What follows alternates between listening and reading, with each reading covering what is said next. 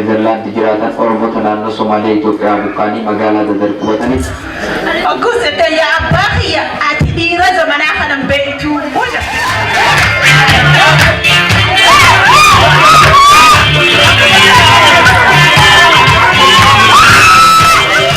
Ta Oromoota lafti Finfinneen ta Oromooti.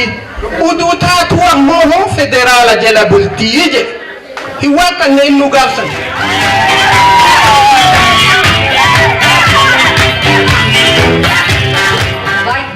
Baay'ee nama gammachiisa. Si'a tokko ofii keessanii farda rukutadhaa.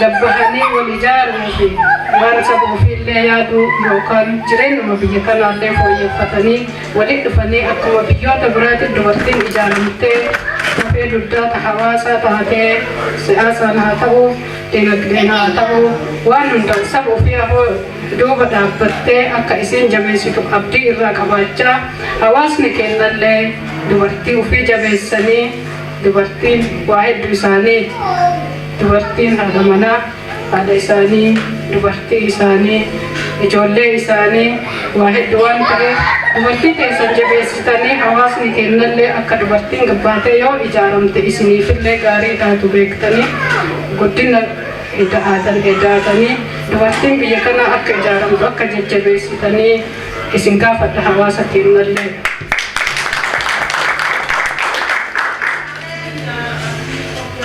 Kanumatti aansee wanni hundi yoo waliin jiraanne malee waa tokko namni tokko kophaa dubartiinis waa godhuu akka hin dandeenye dhiirrinis kophaa fi waa tokko bu'aa akka inni waan na mudatu tokko godhuu hin dandeenye asumaan dhaamsa dabarsuu fi barbaada.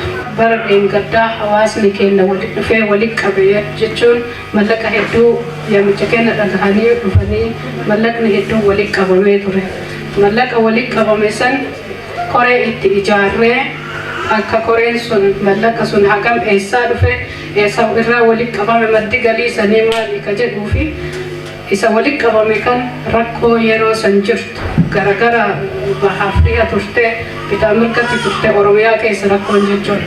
Rakkoo sanniin keessa rakkoo kamtu ariifachiisiisaaf yeroo saniin barbaachisaa akka inni ta'e ilaalanii akka mallaqa gara barbaachisu ergan koree gara nama 4 gara 5 ijaarree turu akka irra mari'atanii mallaqni kun garam deemuu qaba warra kamtu rakkoo guddaa qaba ka jedhu itti ijaarree wal mari'atanii mallaqa walitti qabame san gara barbaachisutti erganii turan.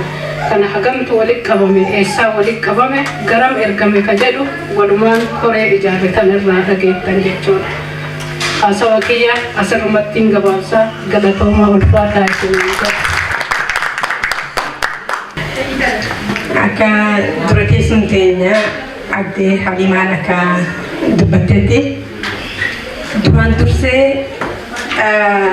lammii xiyya galatoomaa dubartoonnis manni dhiiraas isinummaa hundin oolumaa galatti hawaasni keenya hedduun nu galatooma amma gara galii gaafa bara dabree nuuf gumaachitan lammiif gaachinitanii lammii teenya warra qe'ee isaaniitirraa buqqee waan nuuf gumaachitan san gara hagamii akkamitti gara kamiin arkannee fi gara kan deemee fi kan hunda si hubachiisuu barbaade jechuudha.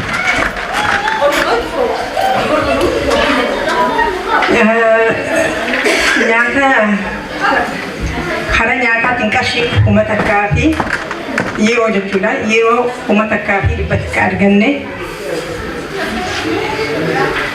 gargaarsi qarshii 650 arganne 650 arganne dhiifama qarshii 650 plus idannoo doolaara 100 wajji jechuudha. Caalibaasii qarshii 415 arganne dhugaatii irraa qarshii 330 arganne diriyaa addefatiyaan nuti irraa illee qarshii 30 arganne ati walumaa galatti waan irratti itti buutannee jechuudha. Qarshii yookiinis yeroo 8,250 jechuudha. Akkasitti itti aansuudhaan gaafa yeroo san keessatti rakkoon adda addaa gara Oromiyaa keessaan gudura Harargeedha. Gara Harargee kana rakkoon jirti jennee gara sanitti waan nu bu'e kana waan isin nu gumaachitan kan gara san dabarsuun barbaannee turre. Ammallee akkasumatti Oromiyaa keessatti ammallee karaa Booranaa kanaan rakkinni san fakkaatu nu mudannaa galii arganne kana bikka lamatti wal mari'annee nuti koreen bikka lamatti adda qoodne. Qarshii yookiinis yeroo 4,126 gara Harargee qarshii yookiinis yeroo 4,126 gara Booranaatti adda qoodnee dabarsinee jechuudha. Wal qixatti fuunee jechuudha. Akkasuma wajjin erguu dabarsinu kan gara Harargeedha. Ani itti gaafatamummaa fudhadhee gara Harargee dabarse. akkasumatti gaa waaniin ani hojjedhe gara Harargee dabarsee warri Harargeedhaa gadhaamsa isinii dhaamanii fi waaniin bikkantti ga'ee isin garsiisuudhaaf guutakka aslaamichatti jechuudha. irraa buqqaan deebisanii dhaabuuf mootummaa fi uummanni gamtaan hojjechaa jira. Deemsa kana keessatti lammiileen biyya keessaaf alaas tumsa guddaa gochaa jiramu.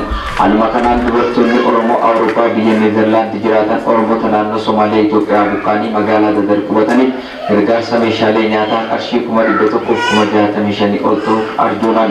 Bakka bu'oonni meeshaalee kanneen fidanii gargaaramtoota harkaan ga'anis hanga jireenyi idilee dhaabbatanitti deeggarsaa fi tumsa jalqabame kutannoon cimsinee itti fufnaa jedhan. Obboleeyyan keenya kan biyya Hoolandii irraa dubartii biyya Hoolandii jirtu haadha Rumiyaa Sheegaa turiin lubee gargaarsa kun warra isin biraan ga'u keenyaaf hedduu gammachuu guddoo nu dhaga'amaa isinis gargaarsa kaduraatii miti hajjechuu jaama. Makiinaa lamaan kanaa ruuzoo kutaa 200 fi Ugajaha argamu akkuma zeetaas waan taati dhiyaatudha. Fidanii isin laaluudhaaf dhugaa odoo taanee fuulduraas ni deebinaa jechuudhaaf akka jirtan isin laaluudhaaf dhufnee baga jiraattan isin jenna. Lammiileen buqqaanii kaampii magaalaa Dadar qubatanii jiranis gargaarsi lammummaa fi jireenya hegereef isaan dhaabuuf mootummaa fi uummanni gochaa jiran kan isaan gammachiisee fi haalota tures seenaa qofaan akka yaadatan dubbatan. Fuula durallee nutis akka kana keessaa baanee akka lammii keenya gargaaru isaan cinaa dhaabbanne kana barbaannaa jechuudha. Araan kana lammii keenya akka nu qabdee sanuutu nu raafachiifte nu qabdee uffata nyaataa dhugaatii dhibata waan hundaa nu cinaa dhaabbattee haa galatoomtuun jira lammii gaa keettee nu cinaa dhaabbattee ilaa kun ammaan kanatti illee yeroo ammaan kana dhaabbannu kanatti illee nu cinaa dhaabbachaa jiranii haa galatoomanii jira. Akkasuma hojii gara Harargeedhaa kan fakkaatan karaa magaalaa Dadaritti jechuun isaaniitu bakka rakkoon jiru Harargee keessa bakka akkanaatti isaanii warruma maddii argine kanaatiitu gara san geessee jechuu guduraa Sheekh Amiin Ibroo gara isaatti erguuf faane guyyaa san isaan gara Awurooppaa waan dhufaniif isaanitti gara kana nurraa dabarsan jechuu gara uummata keenya hawaasa keessa warra jaaramee warra rakkatu warra gargaaru isaanii jaanii isaan daddabare akkasii kan fakkaata galatoomaa hedduun isin galatoomfadha. Kan gara Boorannaatti natti ceha. Kan gara Booranaa yeroo 426 akkumaan Harargeetti ergetti kan gara Boorannaatti illee obbo Areeroo gara isaatiin karaa Booranaa ergame jechuudha. Silaa dhiifama walitti daawwanna hodhi hedduu waan tureef silaa yeroo sanatti isiniin dhaqqabuu barbaannee ture. Ani gara xiyyaa dirqama fayyadee xumureetiin ture karaa TV OBN-dhaan geessee achitti uummanni OBN-dhaan waan kana hojjetanii jechuudha. Akkasitti gara koree teenya waan kana xumureetiin jira akkam goona jeetti finna kan gara Booranaalleen haa dhufu walumaanii dabarsinaati kuni hin dabrini dhaabinaan jaanitiin dhaabee lafarra butee jechuudha. Baay'ee nama gammachiisa si'a tokko ofii keessanii farta rukutadha. Baay'ee gammanneerraa gara teellaa waan deebi'u hin jiru. As geenyeerra Rabbi gooftaan keenya gargaareera. Kunoo gara fuulduraatti deemaa jirra. Dubartiinis ijoolleen kunoo daa'immannas jiran hundi isaanii gammachuudhaan jiru. Bakka gammadanii fayyaa ta'a.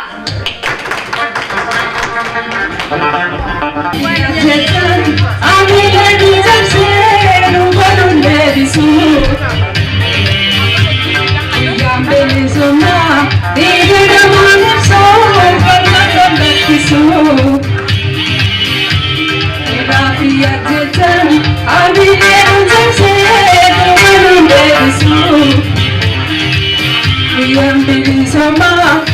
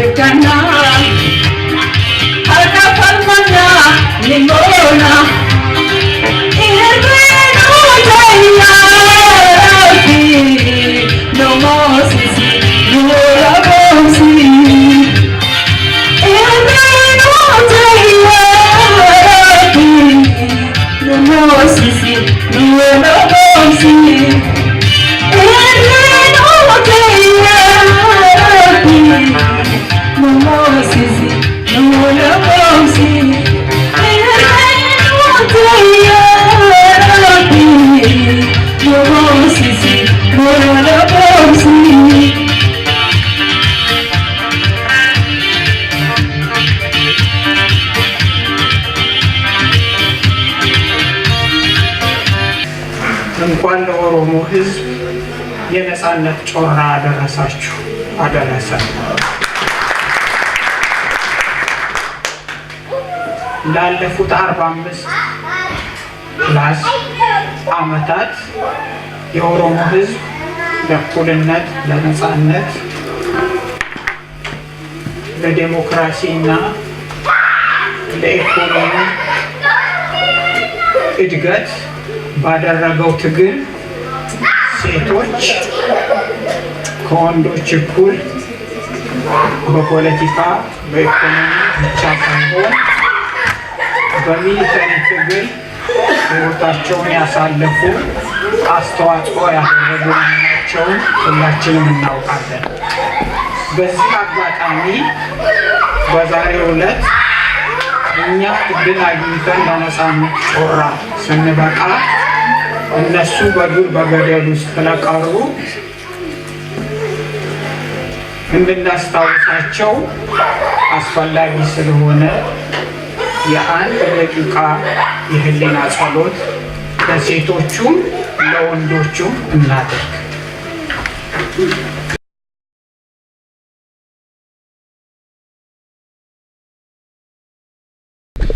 በኔዘርላንድ፣ ጀርመን፣ እንግሊዝ ሀገር በየጊዜው እየተጋበዙ የሴቶች ሚና በኦሮሞ ነጻነት ትግል ምን እንደነበረ ሳስረዳ ቆይቻለሁ። አሁን ያ ምዕራፍ ተዘግቶ ታሪክ ሆኗል። ለወደፊቱስ የኦሮሞ ሴቶች ሚና ምን ይሆናል ወደሚለው ለመረማመድ እፈልጋለሁ። ባለፈው በጨለማ ዘመን ሴቶች የሚገባንን ቦታ ያላገኘ ነው።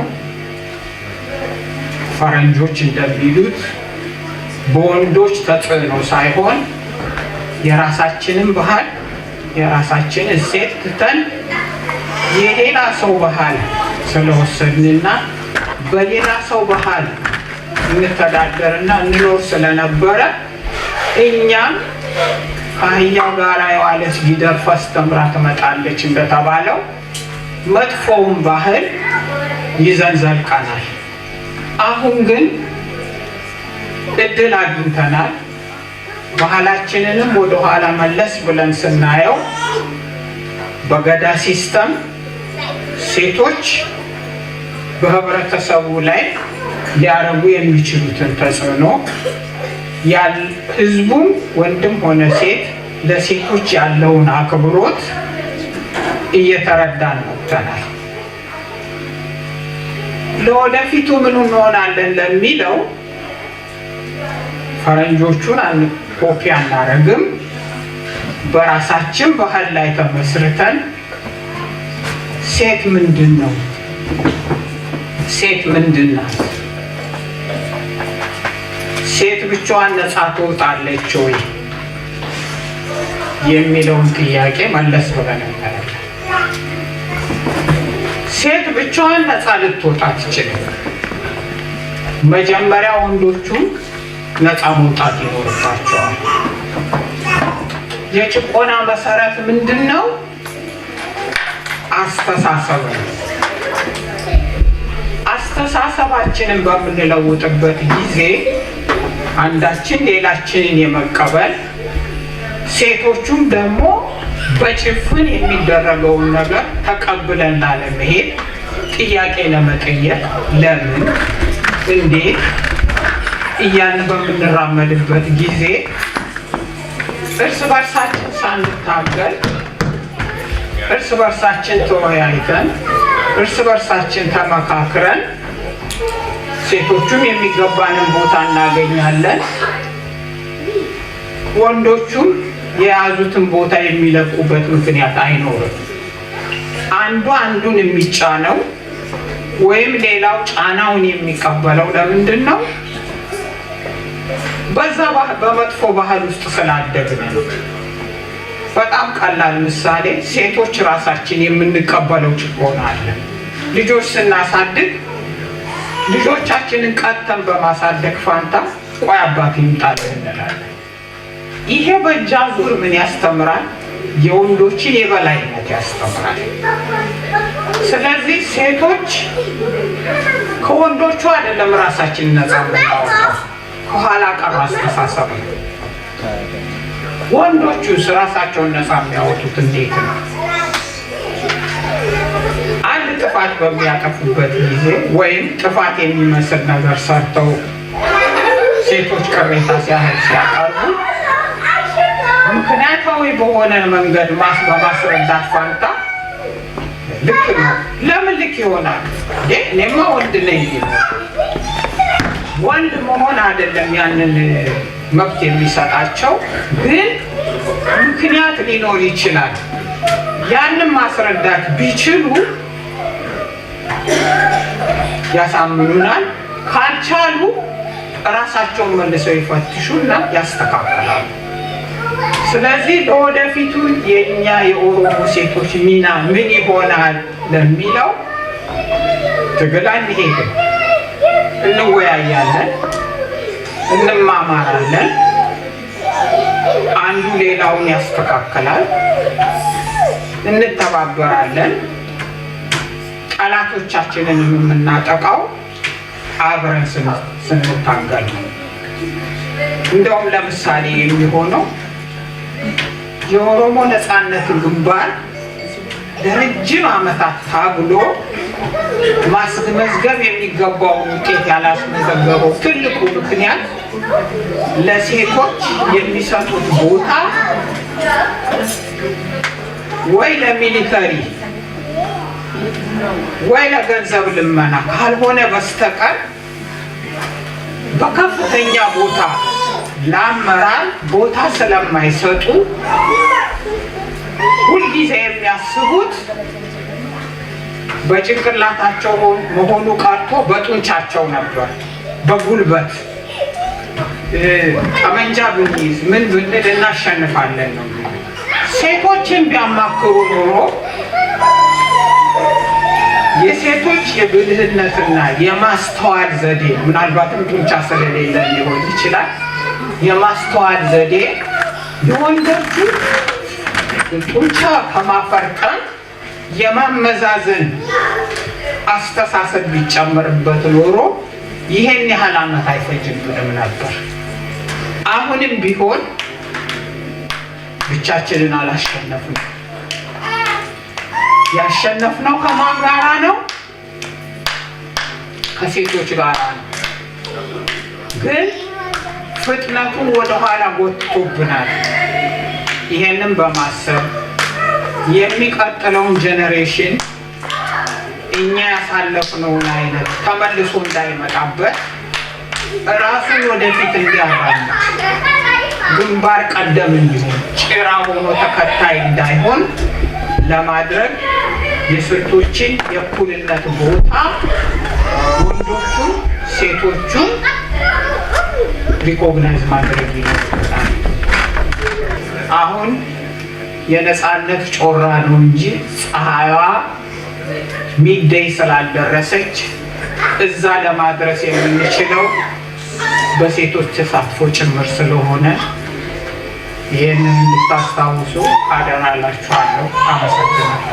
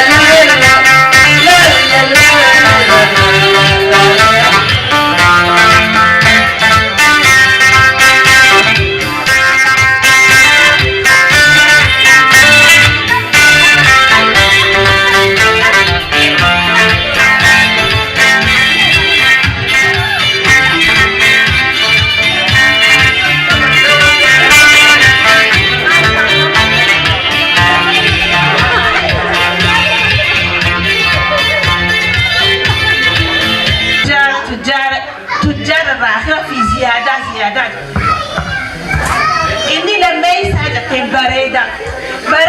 بريدة حبكم بريدة الرعاء آخرة في زيادة جت إني سدي سامو مسكينة الأمة خير راقدي مسكينة في زيادة جت أقول يا إنتراتية ما وهي ستي على الأجريفة نوجه أتوار إني تجارة سجل سيكوب سيسي كان نيسي جرو غاري سيخني في زيادة جل إني بريدة سجل اتبون تيرك كبتين انت اتباشن انت في زيادة جل أمو إسا مسكين تجسو مسكين ما سنت برسدا أدرا فرائك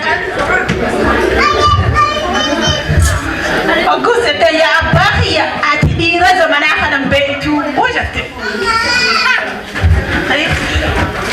تجارة سدين الرفون إيه أفريس أفتح ما في زيادة بريدة كلني إنت عاشق أدي جلد ما زيادة إني مسكينة سنجت عمري إساهم درجاتنا وجدت في زيادة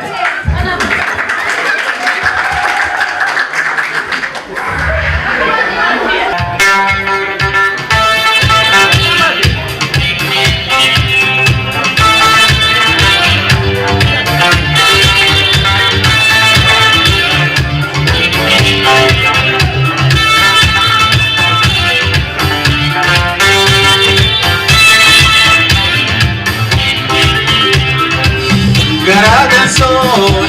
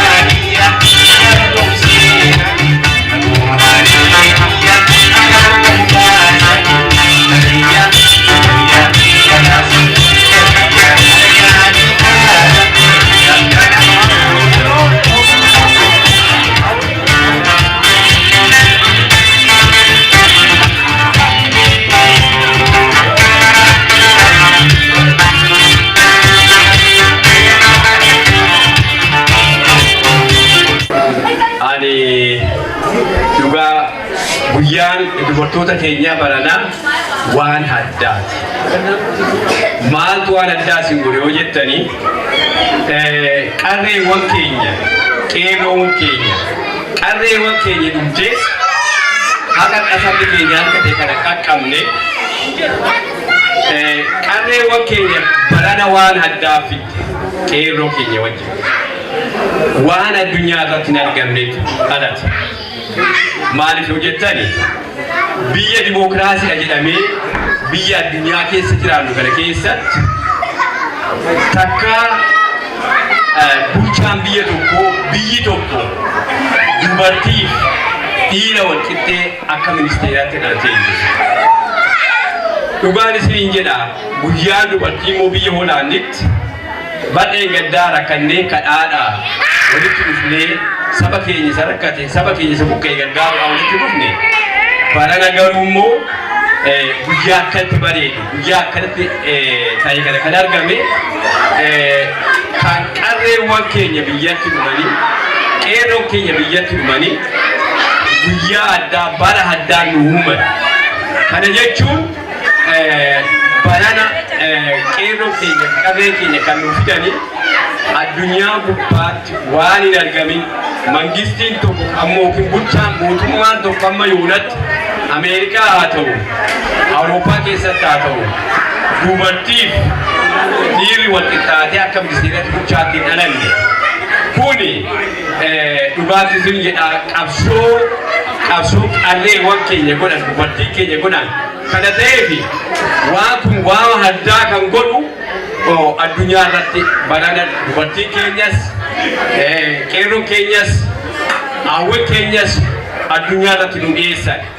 Kuni guyyaa akkanatti ilaalamee bira darbu gara fuulduraattis waan sabni keenya lafa kaa'e kana waan lafa kaa'e seenaa addunyaa keessatti sabni keenya wal ta'ee barana lafa kaa'e kana akka kabajannee eeggannu tifkannu guyyaa dubartii kana irratti kana akeekkachiisuudhaan barbaade kan waan ol ba'ee guyyaan addaa kun egaa akkuma addaan bara baraan akka yaadatamu abdiin qaba.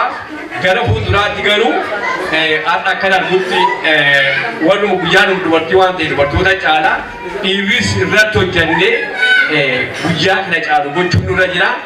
Ani kanuma yaadachuuf ol ba'ee guyyaa addaa ta'uusaa kana biyya keenyatti har'a dubartiin qixxee dhiiratiin ministeera ta'anii biyya tajaajilaa jiru. Kun waan addaati. Kanuma jechuu yaalchisuu ol ba'ee baay'ee galatoomaan isiniin jedha. Egaa qopheen kun akkanumatti buufaa galatooma gammadaa jedha.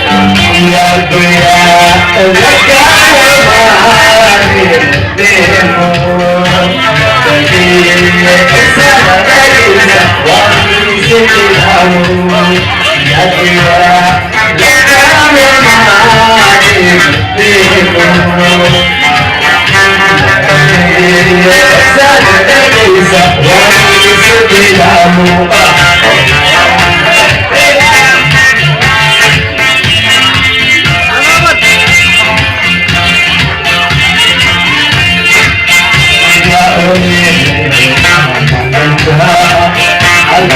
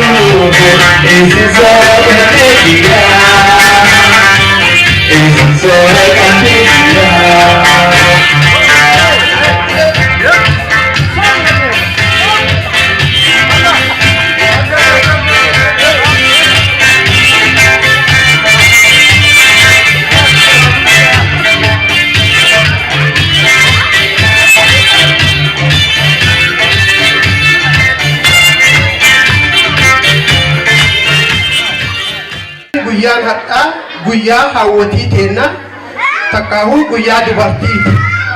Guyyaan kun guyyaa akka addaatitti ilaalamuu qaba. Maaltu akka addaa isa godha yoo jennee ilaalle dubartii jechuun furaa waa hundaati jechuu dandeenya.